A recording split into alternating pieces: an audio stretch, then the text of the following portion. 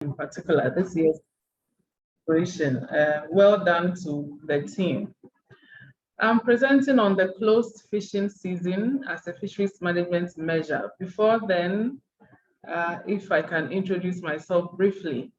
My name is Angela Lamptey. I'm a faculty member with the Department of Marine and Fisheries Sciences, University of Ghana, and I'm involved in fisheries management issues in Ghana, as well as currently the chair of the Scientific and Technical Council of the Ministry of Fisheries and Aquaculture Development, where we provide scientific and technical advice to the Minister for Fisheries here in Ghana. So that is what I've been doing, but I'm a fisheries biologist, I'm a fisheries ecologist, as well as a taxonomist. And I'm involved in management and stock assessment issues. Thank you very much. So I'm presenting on the closed fishing season as a fisheries management measure. Can I lower this thing?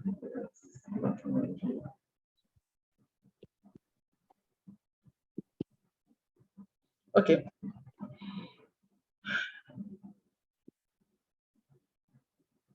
Just a minute, I'm having issues with my screen.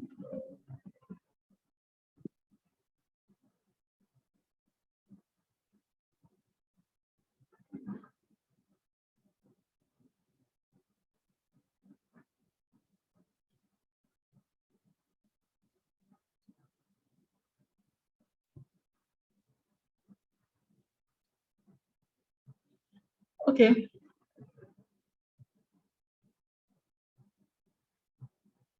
Okay, so by way of introduction, there is no clear and generally accepted definition of fisheries management.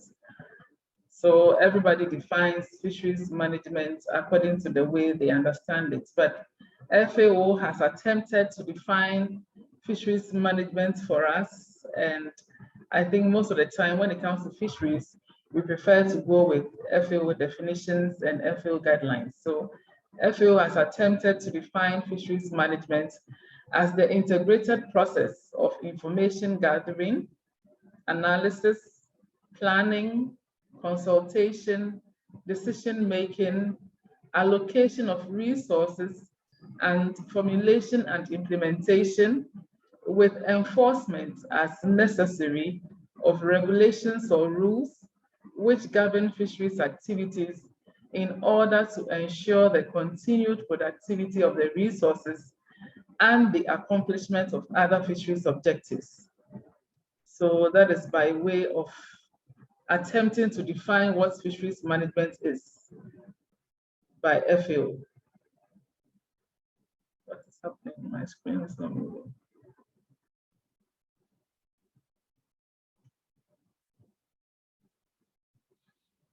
From this description, it can be seen that fisheries management involves a complex and wide-ranging set of tasks. So you have data, you have information gathering where you are going to the field to talk to fishers, to talk to processors, to talk to coastal dwellers or various stakeholders, users of the resources.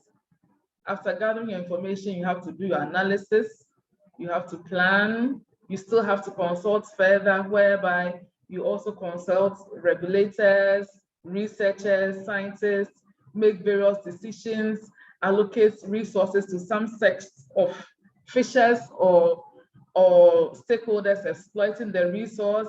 You have to formulate laws, implement them, and enforce them. So you realize that fisheries management is a very complex task. These tasks are also summarized below in figure 1. So where we have the planning phase, you want to manage a fishery. Fortunately or unfortunately for us in the tropics, we have more of a multi-species stock.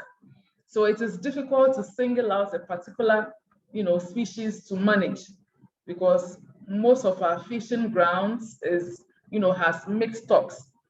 So you have to plan. What do you set out to do? Are you planning to salvage a particular species or a number of species or the entire species in a particular fishing zone? And then, of course, you set out your objectives. What are your objectives? Are you aiming at revamping the stocks? Are you aiming at reducing fishing efforts? Are you aiming at ensuring that the right gears are used? These are objectives you should come up with. And then based on your objectives, you gather information from existing data, from current data that you go to the field to collect yourself. And then, of course, once you have the data, you analyze. You do your projections, you do your forecasting to see whether in the next 10 years, what will happen to the stocks? We will be able to salvage the stocks. And of course, after that, you do consultation with interested parties. You still go back to the fishers, you go back to processors, you go back to policymakers, you talk to scientists and researchers, and then the decision is made. Of course, after making decisions, you now formulate rules, and that is by the institution involved in the management of the fishery. That is any ministry. For Ghana, we have the Ministry of Fisheries and Aquaculture Development. They are in charge of everything that has to do with the fishery sector. And then you go to the implementation phase. Once you have formulated your rules or the laws, they must be implemented, and then enforcement. Enforcement is one of the weaknesses we have in Africa because we lack political will, but we are doing our best. So after everything, in the course of enforcing the law, if you realize that there are loopholes in whatever objectives you set from the beginning, then you go back, replan, reset your objectives, and then go through the cycle again. So it never ends. Interestingly, there has been a lot of interest in recent years in moving from fisheries management focused only on single species or single fisheries to the management of the entire ecosystem, because definitely the fishes live in an environment. They don't live on their own. They live in an environment, they live in an ecosystem. If you are looking at conserving them or managing them, then the environment or the very environment in which they live in should be of concern to you. So these days, I mean, we have moved from the single species or single fisheries management to the ecosystem-based fisheries management, which was discussed at the Reykjavik conference in 2001, which was jointly organized by FAO and governments of Iceland and Norway. At the conference, it was agreed that the Reykjavik Declaration, which included an affirmation that incorporation of ecosystem considerations implies more effective conservation of the ecosystem and sustainable use. And this affirmation was firmed by the FAO Code of Conduct for Responsible Fisheries. And I believe most fishing nations are picking cues from the guidelines provided by the FAO Code of Conduct for Responsible Fisheries. Same applies here in Ghana. So there are various goals that one should set in managing a fishery. Yeah, the overriding goal of fisheries management is the long-term sustainable use of the fisheries resources, which is provided by the Code of Conduct for Responsible Fisheries as well. Achieving this requires a proactive approach and should involve actively seeking ways to optimize the benefits derived from resources available, okay? Such an approach may succeed in maintaining dissatisfaction sufficiently low to avoid major conflicts, but it is extremely unlikely to result in the best use of marine resources being exploited by the fishery.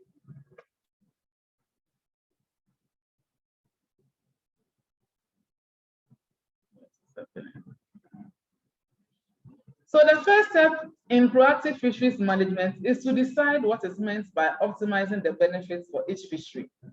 What can the state or nation or the collection of legitimate interested parties agree on as being optimal benefits? And this may be described in general terms in the National Fisheries Policy. So every fishing nation definitely has fisheries policies, have management plans, management policies, which must be the starting point for determining the specific objectives of each fishery, meaning that whatever objectives you set up in managing a fishery should not be isolated from the fisheries policy in that country. The broad goals stated in the fisheries policy may need to be tailored for a specific fishery, but the goals for each fishery should be consistent with the policy. So that should tell you that whatever objectives you set up should not be outside the policy, should be within the policy. In general terms, the goals in fisheries management can be divided into 4 subsets. We have the biological, where you are looking at the biology of the fisheries. You have the ecological, where you are looking at how the fish interacts with other species and how they also interact with the environment, and vice versa. You are looking at the economic gain, where you are looking at the fact that where we look at the triple bottom line of fishing, whereby the fisherman who has invested so much in the industry should make some profits whilst fishing sustainably. At the same time, the people should also benefit, as well as the environment must be concerned. Here we are looking at the ecosystem and also the social aspects. So examples of goals under each of these categories include to maintain the target species at or above the levels necessary to ensure their continued productivity, that's for the biological aspects, and to minimize the impact of fishing on the environment, where we are looking at the ecological, and then to maximize the net profits of the fishers, where we are looking at the economical, and then to maximize profits, employment opportunities for the people dependent on the fishery, as well as the fishing communities. So we have various legislations and instruments governing fisheries management. We have the UNCLOS, which is the United Nations Convention on the Law of the Sea. We have UNCBD, which is UN Convention on Biological Diversity. We also have the UN Convention on Migratory Species. We have the UN Convention on International Trade of Endangered Species. We have the Ramsar Convention. We have MAPO, which is the International Convention for the Prevention of Pollution from Ships. We have ICAT, International Commission for Conservation of Atlantic Tuna, and then the FAO Code of Conduct for Responsible Fisheries. We have various fishery management measures, but for the sake of this summer school, we'll dwell more on the closed season. So a management measure is the smallest unit of the fishery management toolkit and consists of any type of control implemented to contribute to achieving the objectives or goals. So the management measures come in the form of technical measures. You have the inputs, where you are looking at curbing or controlling efforts. We have the outputs, where you are controlling catches. We have access rights. So with the access rights, either you don't issue too much permits or licenses to fishers to fish, or you allocate catch quotas to them. So when it comes to the technical aspect, we also have the regulation of the gears, and closed season is one of the technical measures in managing a fishery. So at this juncture, I'll focus or zoom in onto the closed season issue.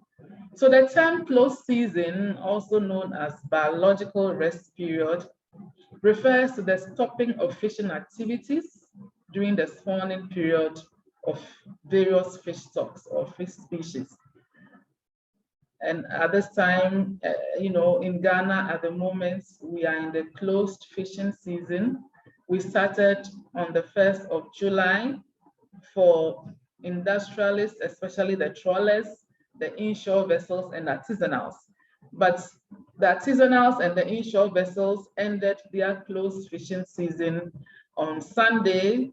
Fishing activities started for the artisanals and the inshore vessels yesterday. But for the trawlers, they are still in the closed fishing season till end of August.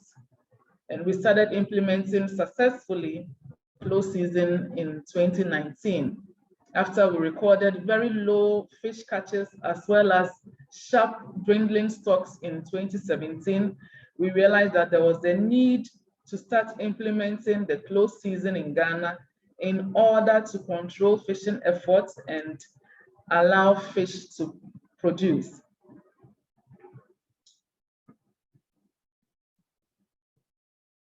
So closed seasons are observed as a way of reducing fishing pressure on stocks when they are most productive in terms of allowing fish a chance to lay their eggs, take care of their young ones so the eggs hatch to larvae, larvae to fry, fry to fingerlings, and then fingerlings to the recruit size. So globally, closed seasons are considered as one of the key fisheries management procedures to help protect fish stocks and also increase their pollution. Sorry, and also increase their population, sorry. A closed season will only be most successful when other fishing pressure are also controlled. Some of the fishing pressure here, we are looking at illegal or small mesh-sized nets. Some of the artisanal fishers and even the inshore fishers, especially in Ghana, are also engaged in light fishing. And then some use poisons and explosives and dynamites in fishing. If all these are also kept or controlled, then we are assured of a successful closed season.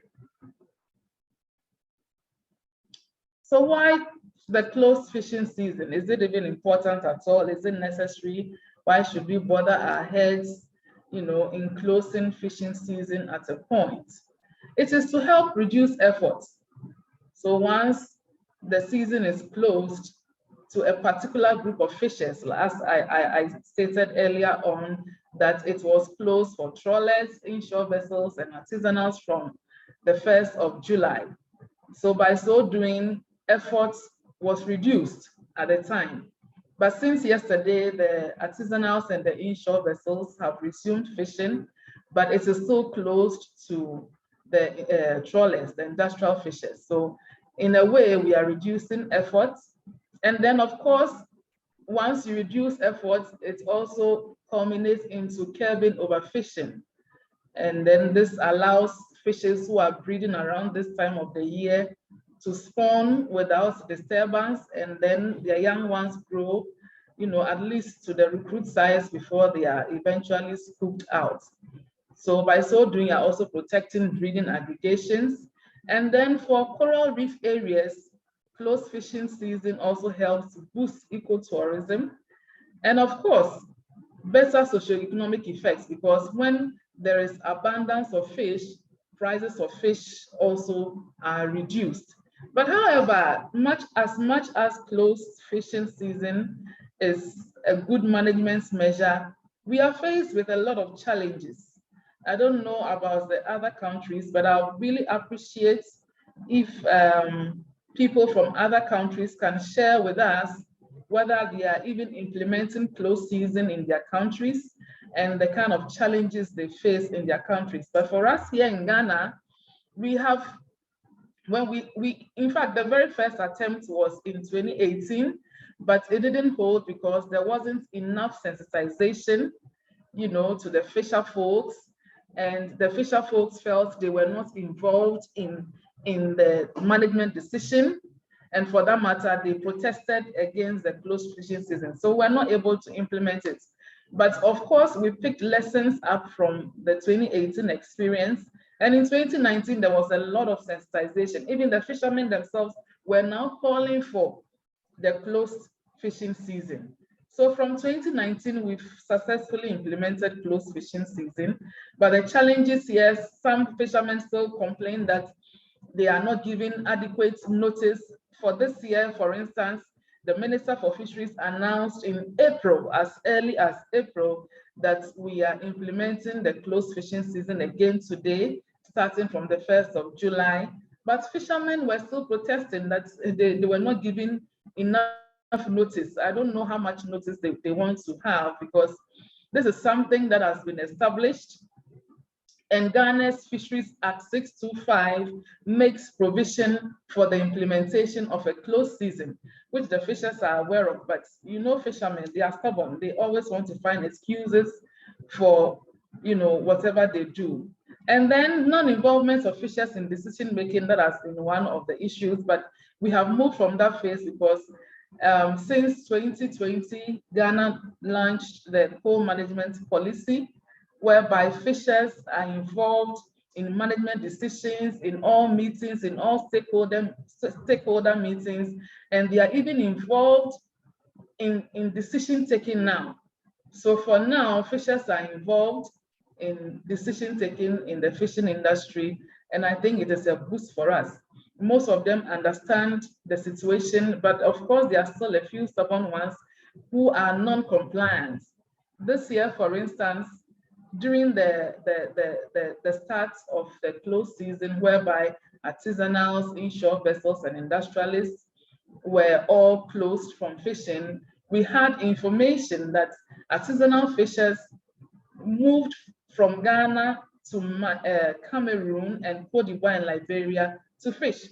And some stubborn ones would come into Ghanaian waters to fish at night when law enforcement officers were probably not around or not in the position to fight them. And then, of course, Ministry of Fisheries officials were also not around, but we had all the information that a few stubborn fishermen came into Ghana waters to fish at night, but will not land here in Ghana. They went to Cameroon, Liberia, and Cote d'Ivoire to land.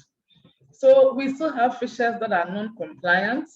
Some were even fishing with lights at night because they were doing more of night operation. During the daytime, they were fishing in Cameroon, Cote d'Ivoire, and Liberia. But during the night, they sneak into Ghanaian waters to fish.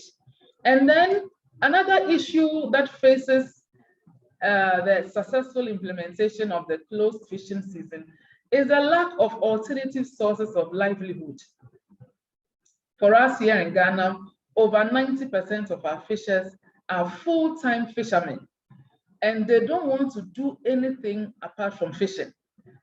Even when we started alternative livelihood implementation, in as far back as 2002, 2003, it was an experimental pilot project where fishers were trained in hairdressing, cattle rearing, snail farming, grass cutter farming, and crop farming. After 3 months, most of them returned back to sea to fish.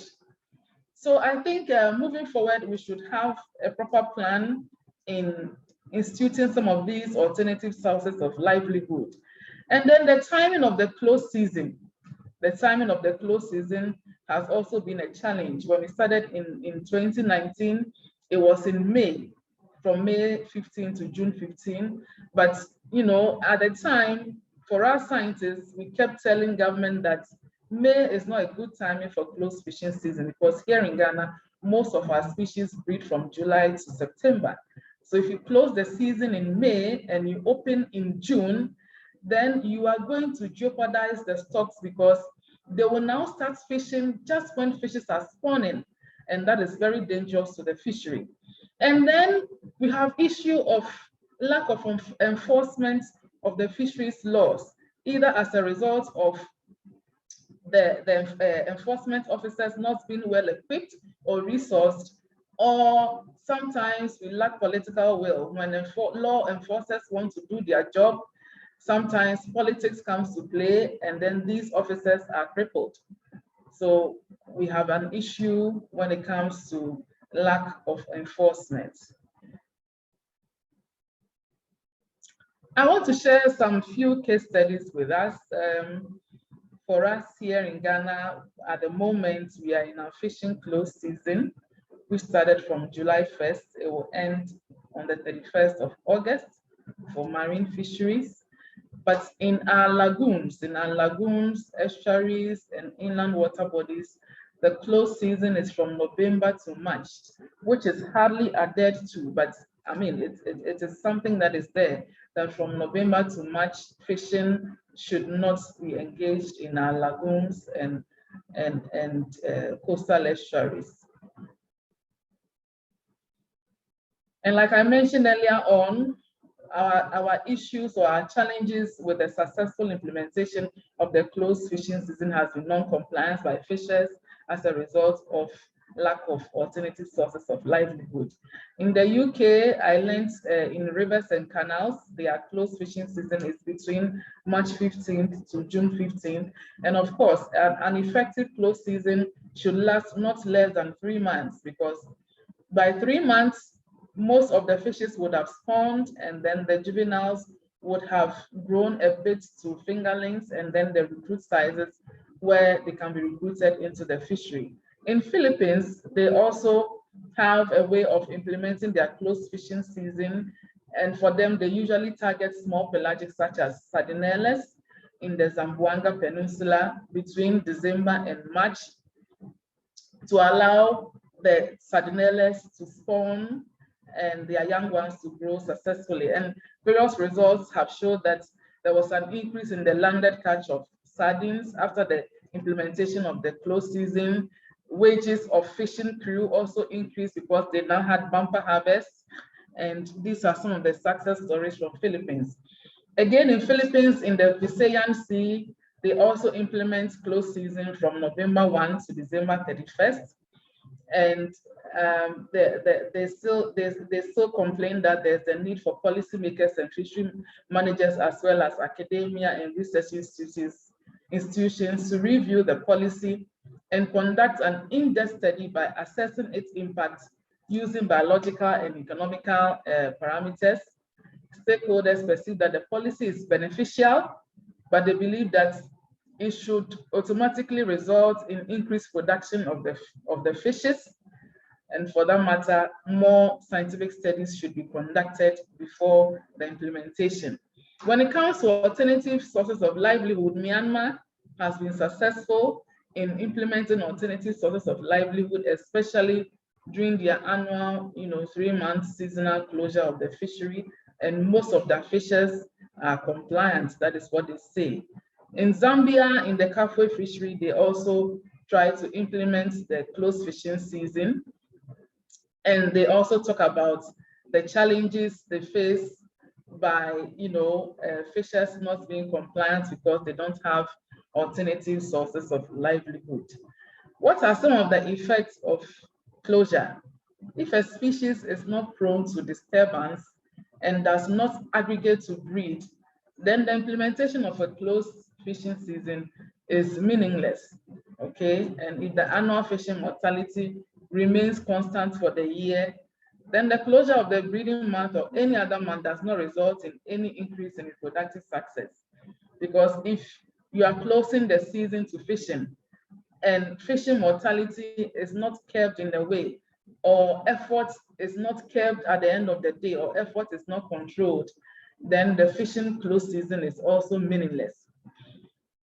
So a closed season in any month of the year could, of course, be used as a means of reducing fishing efforts. However, if the reproductive success of uncaught individuals is reduced by disturbance associated with fishing during the breeding period, then closure of the fishery during the breeding is justified. Okay. Moreover, if aggregation during the breeding period increases their vulnerability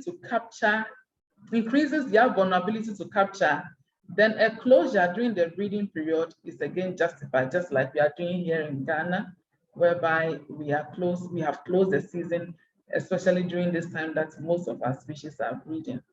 However, for such a closed season to be effective, it should be implemented in such a way that fishing efforts is not simply displaced to months outside the breeding period, but should result in an overall reduction in fishing efforts.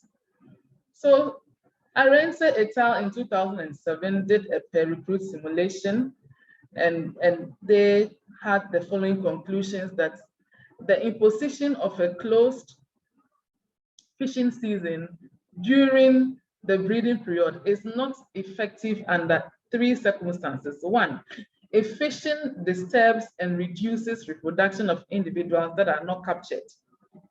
2, if the target species aggregates to breed and becomes vulnerable to capture as a result. And then 3, if the closure achieves a reduction of annual fishing efforts. Okay, so if the closure achieves a reduction in the annual fishing efforts, then it is justified. So based on various case studies, as well as what is happening here in Ghana, we realize that the closed fishing season is very important and could be continued. But of course, other fishery regulations should also be enforced in addition to the closed season in order for us to have a successful closed season. And of course, all stakeholders should come on board. They should be involved in the decision making so that we have their maximum cooperation. And of course, once alternative sources of livelihoods are established and more fishers engage in alternative sources of livelihood, we'll have compliance from them during the closed fishing season. These are some of the references I used, and I'd like to acknowledge God Almighty for the gift of life, for bringing us together one more time. And then the season team, Brian, Wayne, and Cole. Kudos to all of you. You are doing a great job. I would also like to acknowledge Ministry of Fisheries and Aquaculture Development here in Ghana for volunteering information, my colleagues and friends. Thank you very much for your attention.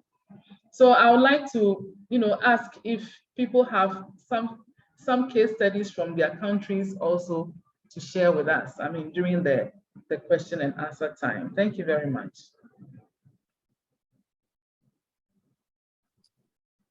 There are also some questions in the chat if you open that up. Okay.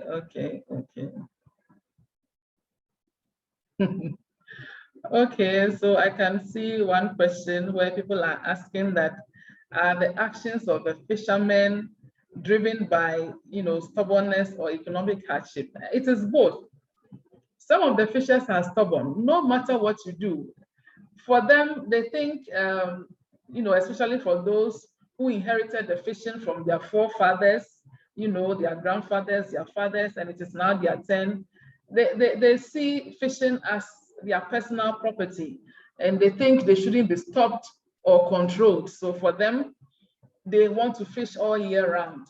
And mind you, when it comes to Africa, most of our fishers are illiterate, excuse my language. So they don't understand, when we talk the science, they just don't get it, because as far as they are concerned, they said the sea never dries, fish will never get exhausted. When you come to Ghana, unfortunately, my PC crashed yesterday, so I've lost all my pictures. I had initially on my presentation, I had pictures to show to you the kind of inscriptions fishermen have on their canoes. And as far as they are concerned, those are the words that inspire them. Some have written, sea never dry, fish will never get exhausted. This is the kind of mentality they have. So as far as they are concerned, the fishes, the fish stocks will never get completely, depleted. Their forefathers have been fishing all this while. Why didn't they deplete during their time? Is it now that fishes will deplete or fish stocks will deplete? And then some of them too genuinely are going through economic hardship. Like I said, during the lean seasons, some of them could go fishing for hours and not even land a ton of fish or even a kilogram of fish. But during the bumper harvest time, like around this time, July to September, when we have our major upwelling, and then most of our species are breeding, that is the time that most fishermen enjoy fishing, because when they go fishing, they get a bumper harvest, they scoop both juveniles and adults and recruit size fishes. And to them, it is a success. That is their success. So they enjoy fishing around this time. So some of them are facing genuine economic hardship. Some fishermen get money, and once they have money, it means they have to marry more wives and have more children, because to them, fishing is a family business and they need more labor or more hands in the industry. So it happens. So it is a mixture of both. Some are stubborn, some are genuinely facing economic hardship. I think there is a question here where somebody is asking, what is the limitation of fishery management? Does this jurisdiction look at adjacent rivers? Yes, we also look at adjacent rivers, the lagoons and estuaries. Like I said, for us here in Ghana, I don't know what happens in Nigeria and elsewhere, but for us here in Ghana, from November to March, lagoons are closed to fishing. So any other activity could go on there except fishing. But I don't know what happens in other countries. But I have to, I must dare to say that though November to March is closed for fishing in our lagoons and coastal estuaries, the enforcement is weak. So you still see fishers, going around catching fish in lagoons around that time, around this period.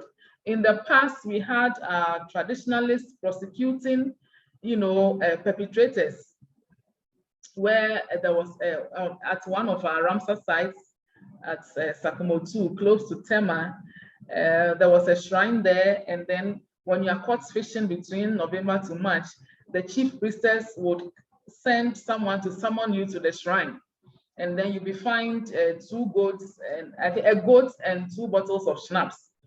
But these days, I don't see them doing that. So most of the fishers are not compliant. Like I said, enforcement has been an issue, and I believe we are still working on it. Somebody is asking, what is the alternative available during the close season that will make fishes available to consumers? Okay, I'm not getting the question. She said, what is the alternative? Urea Taylor. He says, what is the alternatives available during the close season season that will make fishes available to consumers? Okay, so I have to say that some of these fishes, when they go fishing, especially for the processors, they process the fishes, they dry or salt or smoke in abundance, and they have stores that they keep these smoked fishes in there because they know that the lean season will soon come. So during the lean season, that is when they fall on those stores of fishes to sell. Apart from that, I don't know if Nigeria imports fishes. For us here in Ghana, though it is a fishing nation, we still import fishes into the country. So during the lean season or the closures, most consumers resort to the cold stores to buy the imported fishes. I would really appreciate if somebody shares with us what happens in Nigeria and elsewhere as well. Okay, thank you very much, Comfort, also for your time and attention. Someone is asking, Nathaniel is asking, could illiteracy also be a major contributing factor to these fishers ignoring the close season? Yes, I think I mentioned it earlier on, that most of the fishers are illiterate and they don't understand the science behind the closures. That is why a lot of sensitization and awareness creation is ongoing in Ghana. Even currently, we are still doing that. I remember last year, we even involved musicians. Kofi Kinata, for instance, was involved in creating a song concerning the close fishing season, which was aired on every media house, every media station in Ghana. And I think it also went a long way in educating fishers about the importance of the close season. So in fact, illiteracy is also killing, our fishers here in Africa. I think it's also a problem in Nigeria, it's a problem in Senegal, it's a problem in Cameroon, Liberia, and I think it's about time. I don't know whether the fishers should go to school and get a formal education, which they are not even interested in. If I could share this story, I remember sometime in early 2000s, a lady got funding from the US, and she came to set up a school at one of our beaches here in Accra, Ghana. And the kids were supposed to attend school free of charge. She had funding to let kids attend school free of charge. And this school was right on the beach, right on the coast. But fishermen and their children will pass in front of this school, go to the beach to fish. And I remember during one of our field, work, researches, I interacted with the kids and I asked them that, why are you not going to school? Because the lady said she was even providing free lunch and fruits to them. So come to school, you'll be taught free of charge, you'll be given uniforms free of charge, and during lunchtime, you'll be fed. But they were still not going to school. So in my interaction with the kids, I asked them, why are you not going to school? They told me that they prefer money to school, and that when they go to the beach, they can sell fish. They can fish, sell fish, and make money. So you see, right from their infancy, their priority is misplaced. They rather want to make money at this early stage and rather not get education. So I think they need attitudinal change. That is where we have to start from. Attitudinal change, whereby fishers, their children, and coastal dwellers will be educated about the importance of education. Yes, nobody is saying don't go fishing. You can go fishing, but if you're an educated fisherman, you'll be a better fisherman. Someone is asking, apart from closed season and conservation, could the wild be replenished with cultured species? Cultured species going to the wild. Isn't it rather the reverse, whereby when we want to culture species, we go for species from the wild and rather culture them? Taking the cultured ones after taming them so much in a confinement and sending them back into the wild, sometimes integrating into the wild becomes a problem. Okay, somebody is sharing with us here. Isiogene Okereke says Nigeria also imports fishes. Thank you very much. And how about the closed fishing season? Does Nigeria implement closed fishing season? I would appreciate if somebody, raises the hand and openly talks to us and share with us if Nigeria also implements closed fishing season and how they go about it. Can somebody share with us? It's a learning platform. We are learning from each other. Hello, Ma. This is SA. I don't know if you can hear me. Yes, if you could please speak a bit loudly, Oh, okay. I have heard about it, but I do not have maybe published data I can reference. But okay. I did, yes, but I have heard about it, but it's been done in small pockets, not as a league. Not a national exercise. Yes, not a national exercise, okay. Not yet. Okay. I did have a question as it pertains to when you spoke about, I liked that idea of using chief priestesses to manage fines. But I was wondering, since we have identified literacy as probably a factor that they now have this bias that they can write on their boats that the fish never dies, what is happening with younger fishermen? If you say we have the very young ones that because they see money on their hand, everyone wants money, they don't go, is there an existing structure being planned on how to manage it? Do the young people or the younger fishermen, are they educated people practicing closed fishing? Right? Because it's them that would probably maybe be the best ambassadors of the message and be able to see. Yeah. So yes, is that thank happening? you very much. Thank you. Thank you very much. Okay, so what happens is that we have even university graduates who are fishing. We have university graduates who have vessels, who are fishing. And for them, some of them are even scientists. They understand the dynamics. So for them, they don't engage in the illegal fishing. So for now, they are the ones who are helping us with the sensitization that, look, I'm also a fisherman. I'm a fisherman just like you, but I have been to school and I've learned about the science of fishing. I've learned about the biology of fishes. And I know that if you fish and scoop both adults and juveniles, then you are depleting the stocks. So we have a few educated fishermen amongst them who are helping us to, educate them and convey the message across. Apart from that, we also have even older fishermen who are into full-time fishing, who have been fishing for years.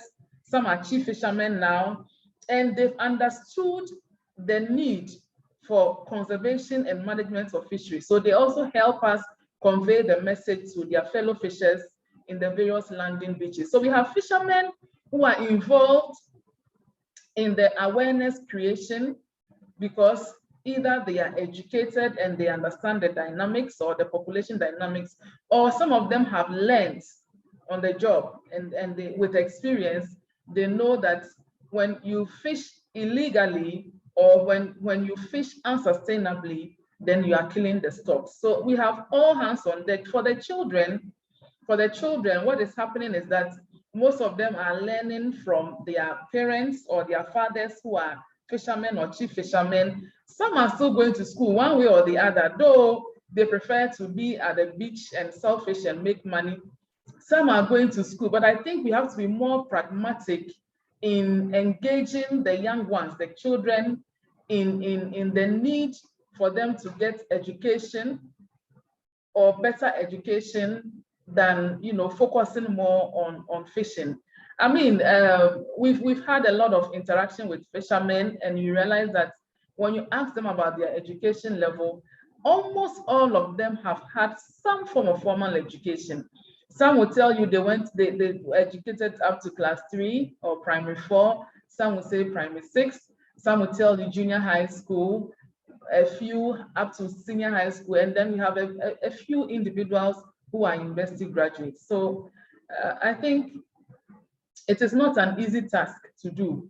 And of course, government has made provision for children to attend school at the primary level virtually free of charge, which most fishers and their children should take advantage of. But unfortunately, only a few of them are interested in education and are taking advantage of. But we are still doing the awareness creation. It's a lot of work.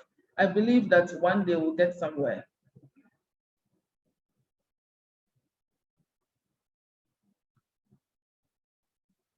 Am I still online?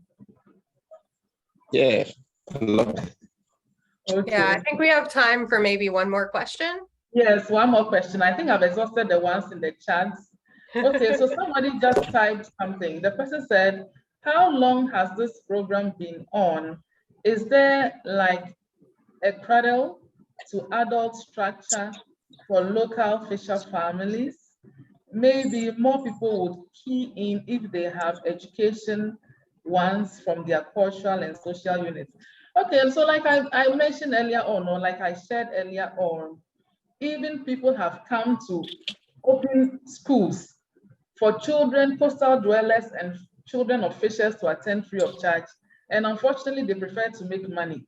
That is why I keep saying that the awareness creation should still go on. They need attitudinal change. How can a child as young as 4 years, 5 years, 7 years think of making money rather than going to school? It's because of the kind of environment the child is growing up in. What he or she sees is people wake up in the morning, go to the beach, catch fish, or go to sea, catch fish, and make money. So at that level, that is all what they are thinking about. That is why I said government is doing its best by opening governmental schools where children are virtually allowed in, virtually free of charge. They only pay a token the whole academic year. I think it's 200 cedis for the whole academic year. 200 cedis school fees for a whole academic year is virtually free. And some of them have taken advantage. Some too wear the uniform, go to school, but are not even concentrating. As they are in the classroom, they are still thinking about the fish they can go and sell to make money. So we need attitudinal change. The education will not stop, the awareness creation will not stop, and gradually the message will sink down.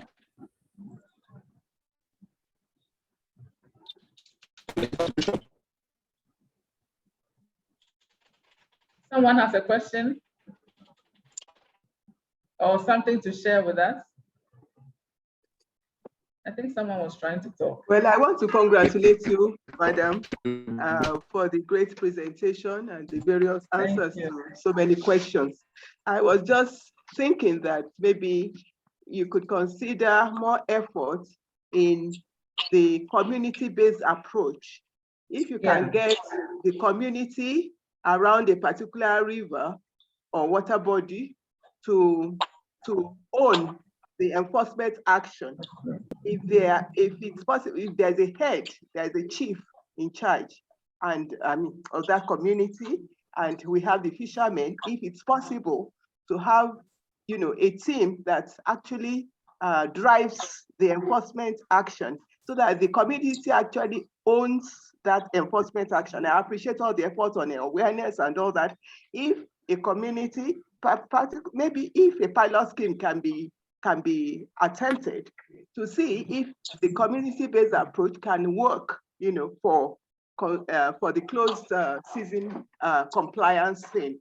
I just feel that, it really can help if they believe in it, if they are made to, and if they are empowered actually to, keep off fishing during the close season. I just feel maybe we break it into bits and see how that can be improved upon, and probably we can have more productivity, from the water body. Thank you, Madam. Thank you very much, Madam Comfort. So that brings me, I didn't want to go into that, but since you have brought it up, that brings me to this document. We have an Uncobra Estuary community-based fisheries management plan, okay, where people living around the Uncobra River, the estuary area in the western region of Ghana, were involved in a community-based fisheries management process where we're looking at managing just the fish species within the Uncobra estuary. And it has been a very successful program. For that matter, even those days, before this community-based exercise, most of the fishers there were even fishing with DDT and explosives. But since this exercise, since the exception of this exercise, which was implemented in 2020, the fishers around the Uncobra estuary are now so compliant. They fish with the right gears, they don't do explosives or use chemicals to fish anymore. So like you rightly said, once it is at the community level where the community members are made to feel that they are the owners of the resources, they tend to protect it better. Thank you very much, Madam Comfort. You have rightly mentioned this issue. Thank you so much.